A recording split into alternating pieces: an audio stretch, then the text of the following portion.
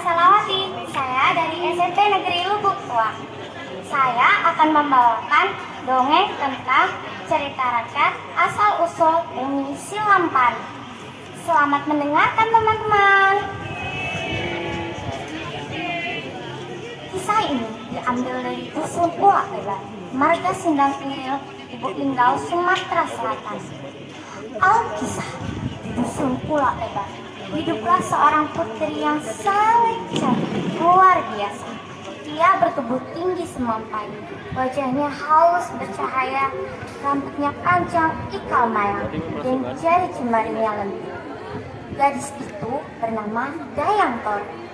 Banyak orang mengatakan Dayang Torek itu seperti titisan bidadari dari kayangan, atau peri orang Lubuk Linggau menyebutnya.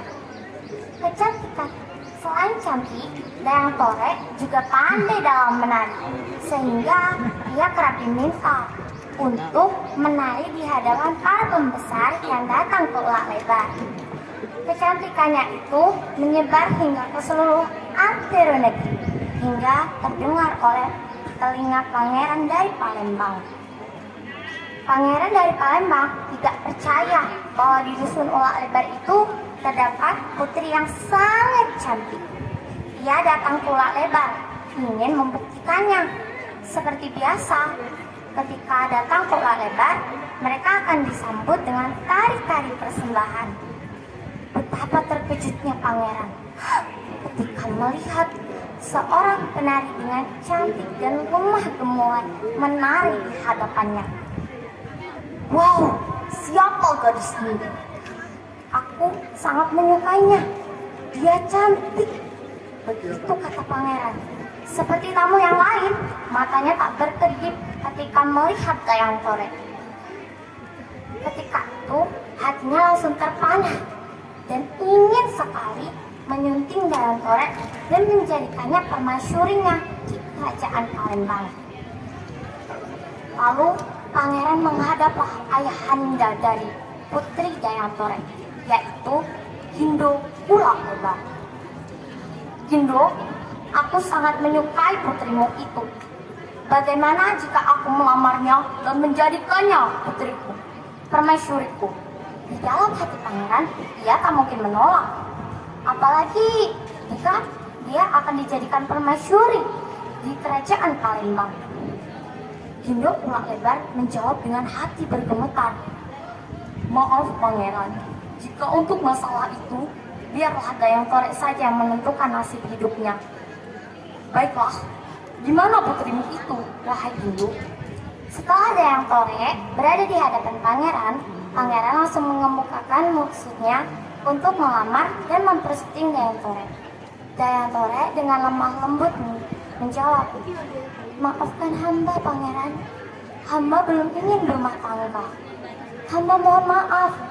Sang pangeran menutupi kecewaannya itu.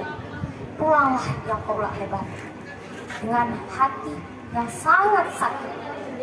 Ketika semenjak hari itu, ia selalu mengirimkan hadiah-hadiah seperti emas dan perak, berharap agar putri Dayang Torek mau menjadi permaisurinya. Saat setelah itu, karena sering ditolak, lalu ayahanda dari putri Dayang Torek, Gindo Ulak Lebar, mengumpulkan semua warganya. Ia berkata, bagaimana jika kita menanami dusun kita ini dengan bambu sebagai benteng pertahanan? Belum selesai mereka kerjakan, putri Dayang Torek sudah diculik. Ia mencari ke sana kemari, tetapi tak bertemu jua. Ketika saat itu, diketahuilah bahwa putri Dayang Torek telah diculik oleh pangeran. Datanglah ia ke kerajaan Palembang. Pangeran, kembalikan putri hamba.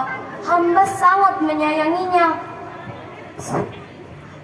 Gindo, aku amat menyayangi putrimu itu. Aku menyukainya. Akan tetapi, dia selalu menolak ketika aku ingin mempersutinya. Habislah kesabaranku. Sekarang dia sudah menjadi istriku. Pulanglah ke Ulak Lebar. Dengan hati Dindo yang sakit, ia kembali ke Ulak Lebar.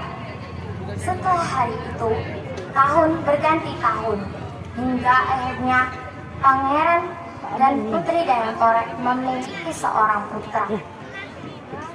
Setelah itu juga,